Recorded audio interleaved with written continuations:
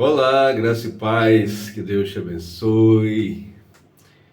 Que dia maravilhoso que o Senhor nos dá para lermos a sua palavra, meditarmos.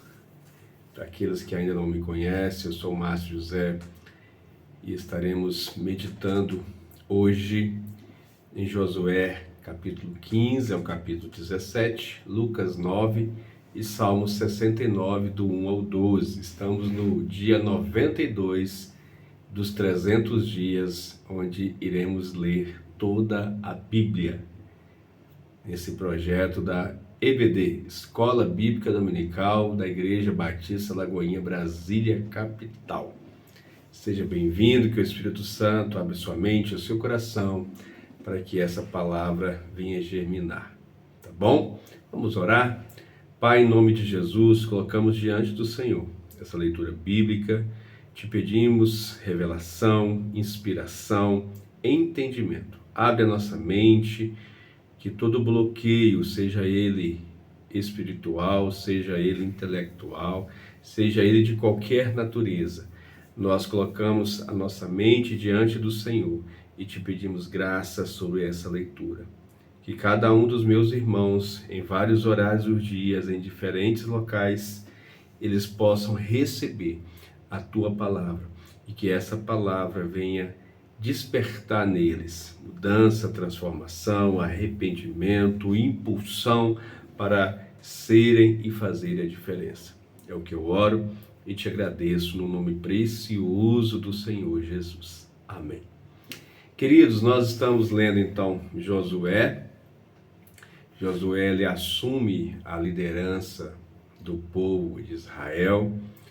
Eles começam a tomar posse da terra que lhes foi prometida, né, Canaã.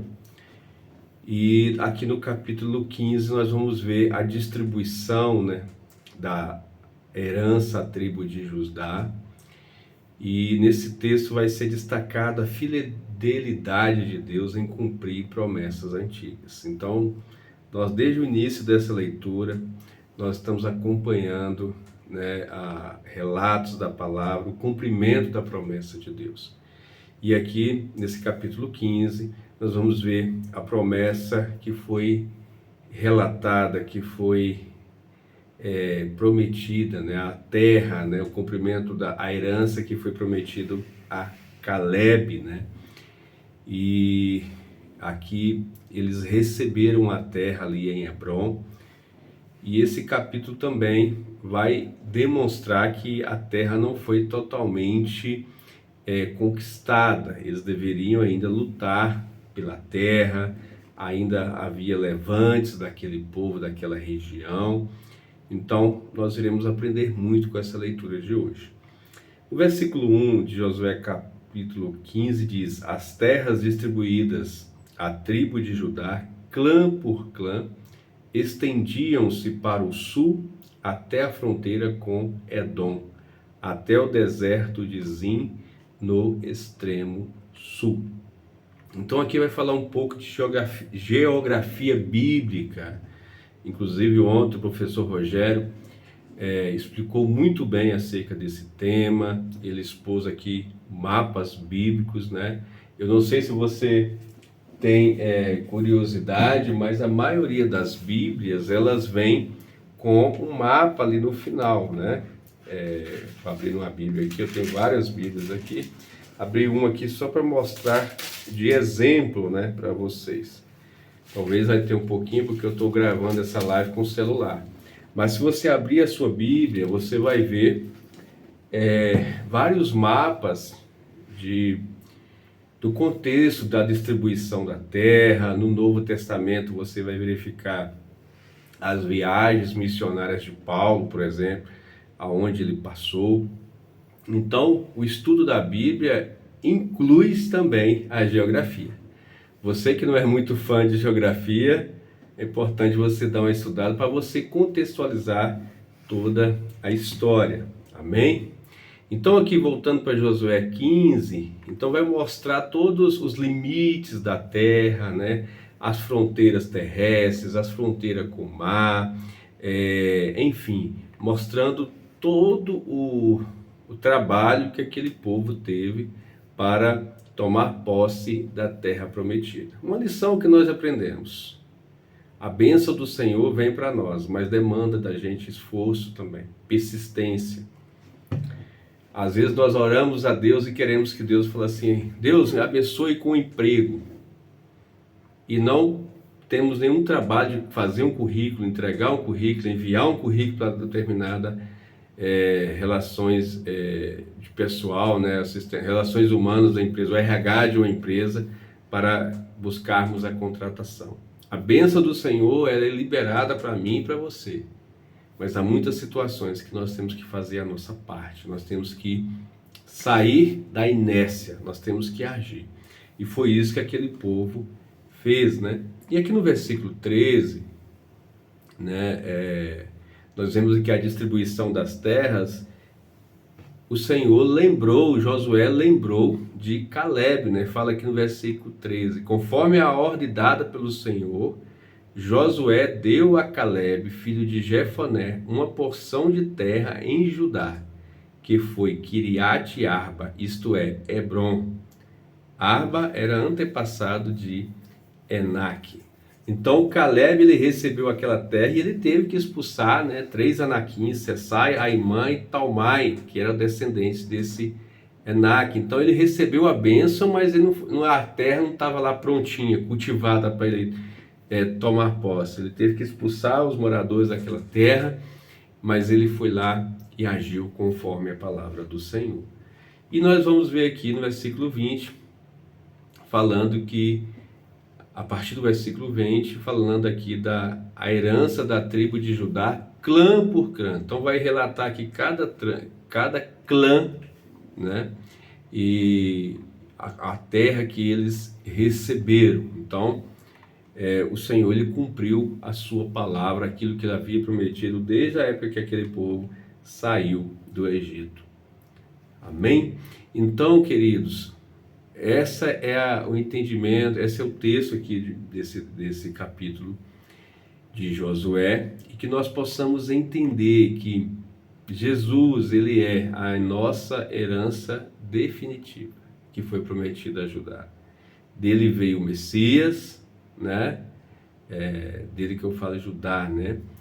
Em Cristo, a terra prometida se expande para a nova criação, onde todos os que creem, judeus e gentios, recebem herança eterna. Há uma herança para mim e para você, que é a eternidade com Jesus. Então, labutemos, oramos, busquemos a presença do Senhor, e nós estamos nessa caminhada em direção a Canaã celestial. Josué capítulo 16 vai registrar a distribuição da herança para os descendentes de José, né, Efraim e Manassés, e nesse capítulo vai destacar a fidelidade de Deus em cumprir a promessa aos filhos de José. Mas nós vamos ver que teve uma falha, né, nessa passagem, uma falha, porque eles tiveram que expulsar, né? Na verdade, eles não conseguiram expulsar totalmente ali os canazeus de Gezer. Amém? Diz assim, versículo 1: as terras distribuídas aos descendentes de José iam desde Jordão, perto de Jericó, a leste das águas de Jericó, e daí subiam pelo deserto até a serra que vai de Jericó a Betel. Então, o texto ele vai dar prosseguimento aqui, falando também dos descendentes, a herança que eles receberam, clã por clã, né, a fronteira, né, a leste, a sudeste, enfim, mostrando o cuidado e o zelo de Deus em cada detalhe da promessa que um dia foi prometido aos descendentes de Efraim e Manassés.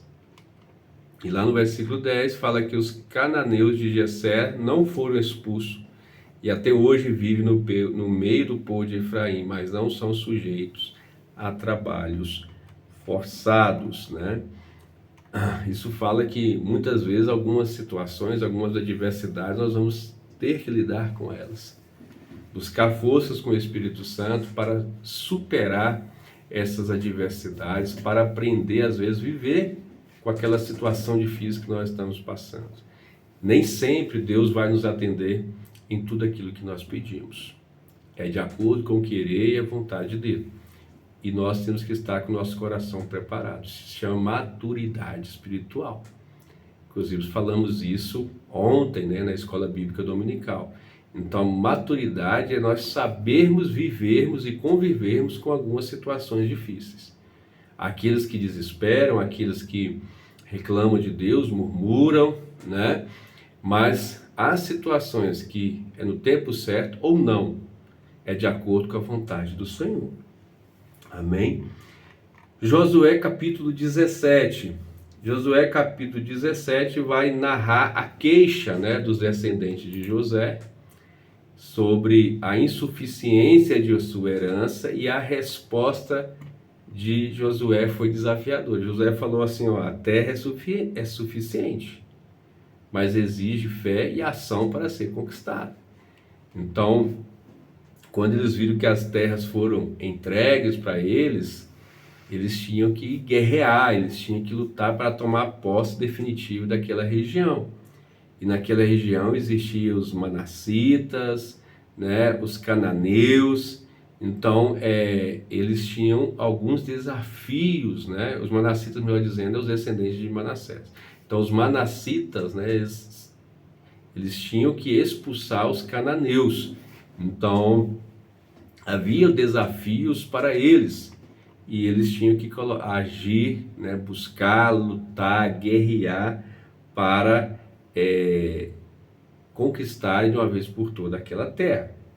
Vamos lá. Versículo 14. Os descendentes de José disseram então a Josué: por que nos destes apenas um quinhão, uma só porção de herança? Somos um povo numeroso e o Senhor tem nos abençoado ricamente. Então eles viam que a terra era pequena pela quantidade de povos, que eles tinham naquela tribo, nos clãs.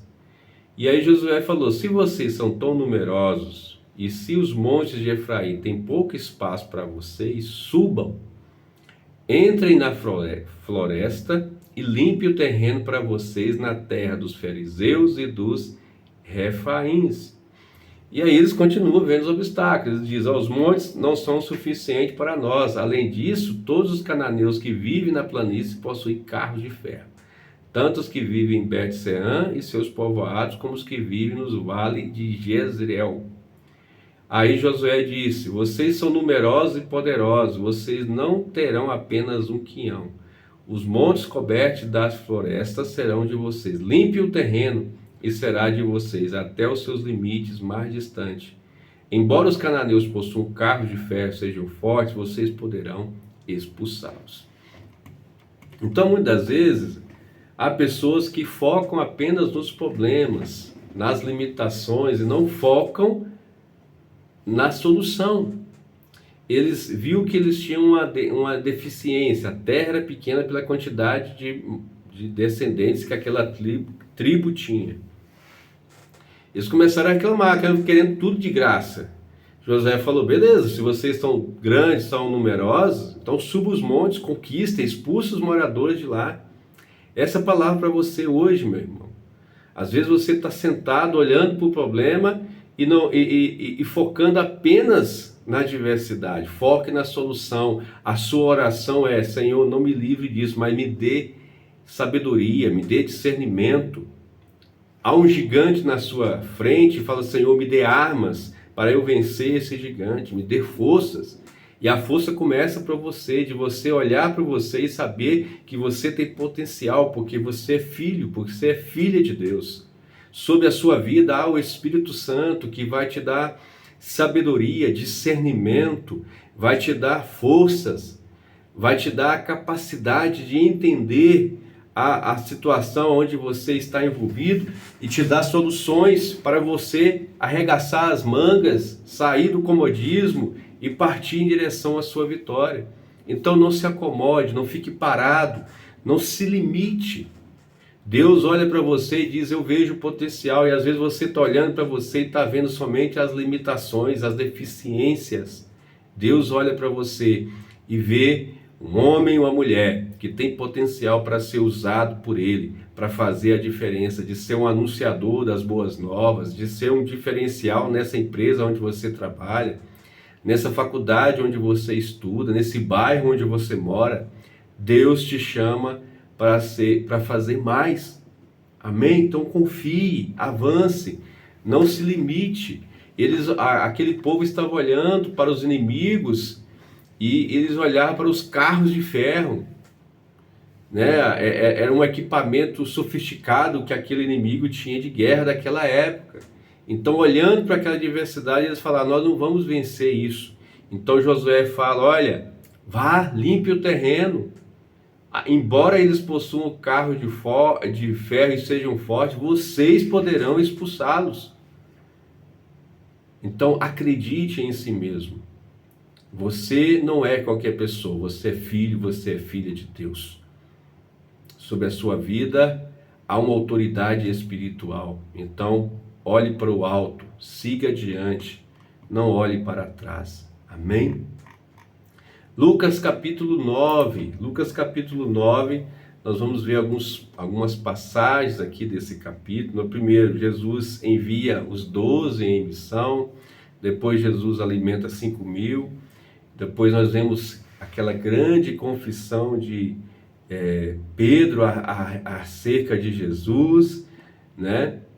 Então vamos lá, é um capítulo um pouco longo.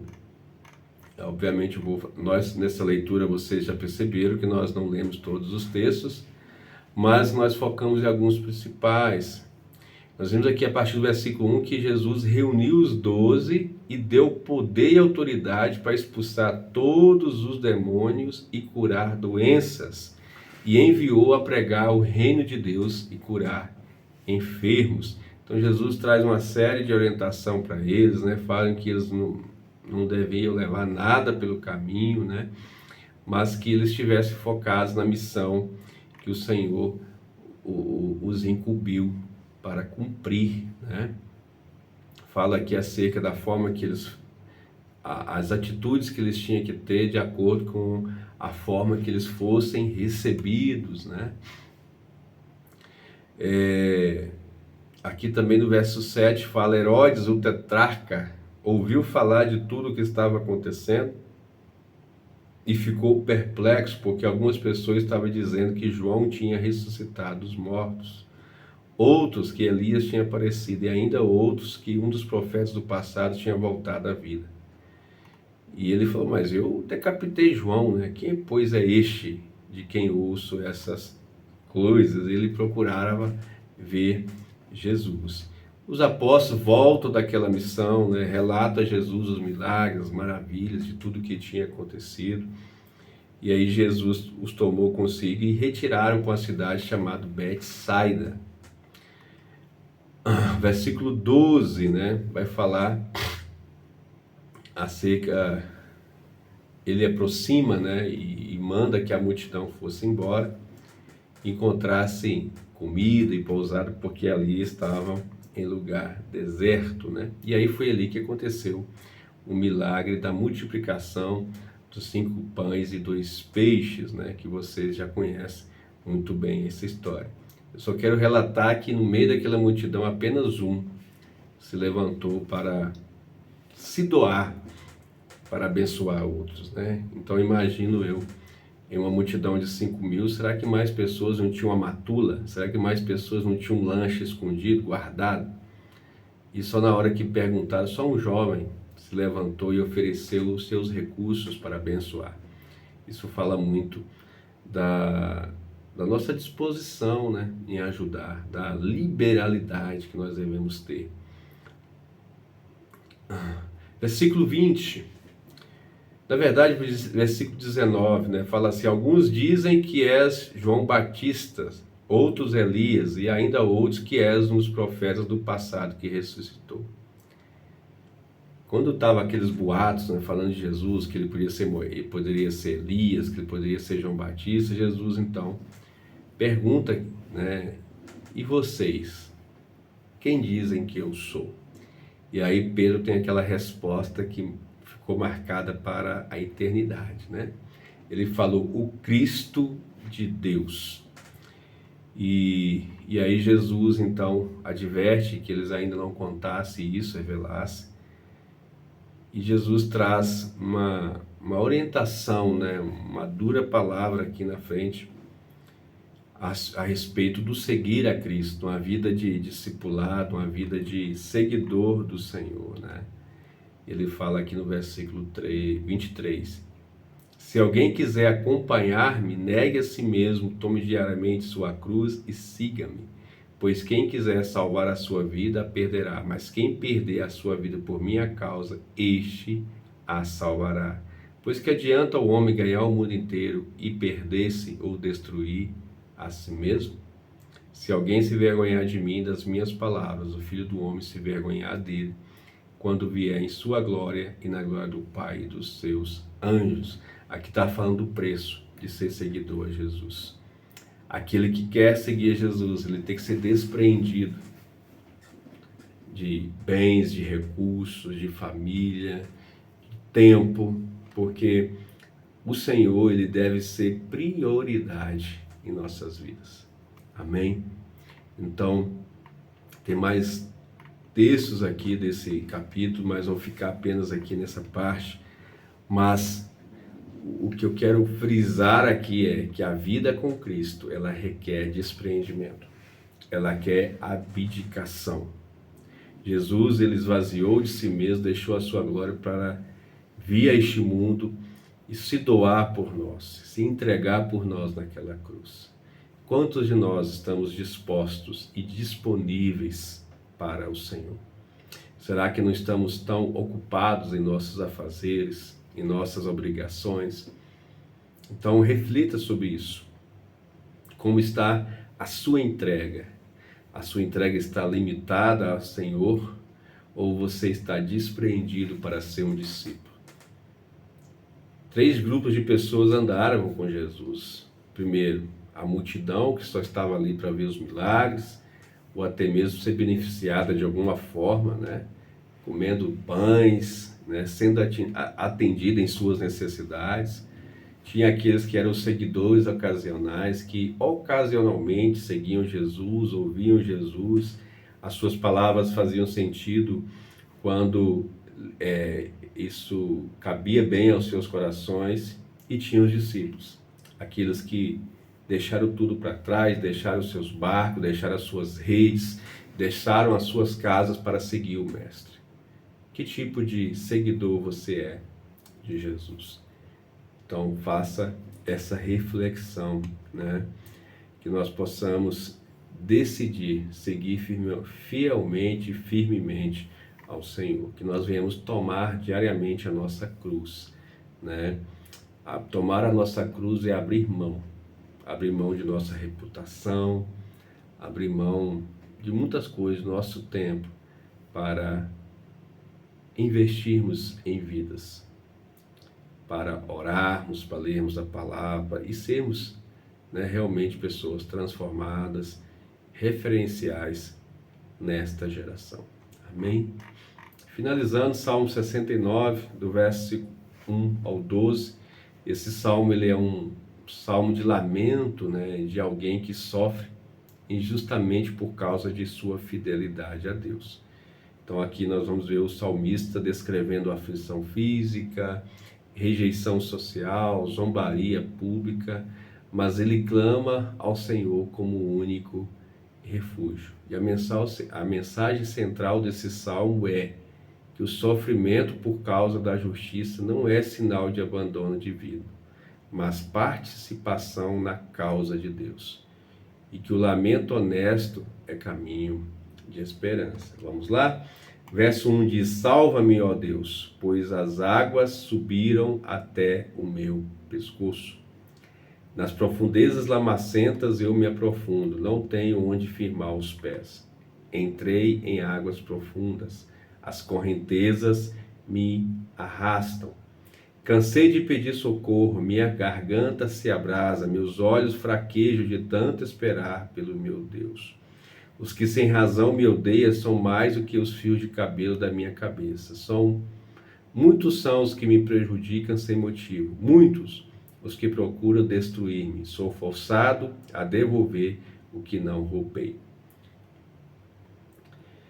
E ele então continua aqui até o verso 12, falando dos lamentos, né, das suas dificuldades.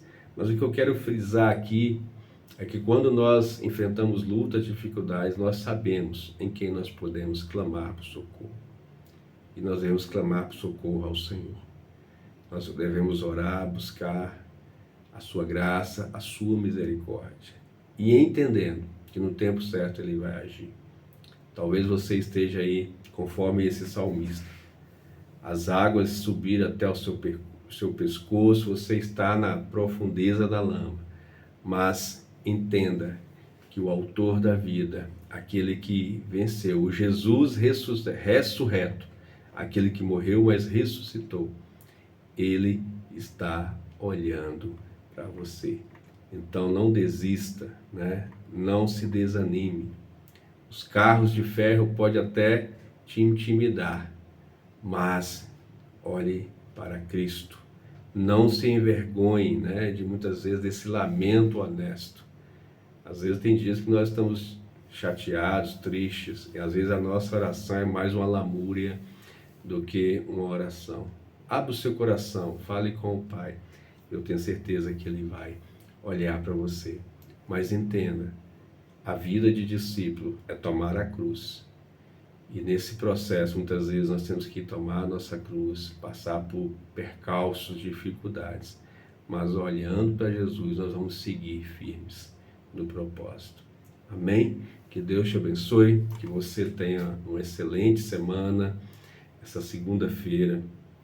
Que Deus te abençoe poderosamente, te dê graça, te dê sabedoria em todas as áreas da sua vida.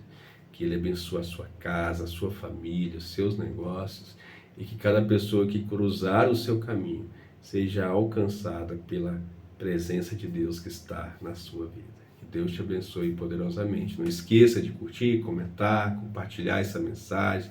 Se você ainda não é inscrito, inscreva nesse canal. Marque ali o sininho para que as notificações, para que você receba as notificações do YouTube. Tá bom? Que Deus te abençoe em nome de Jesus.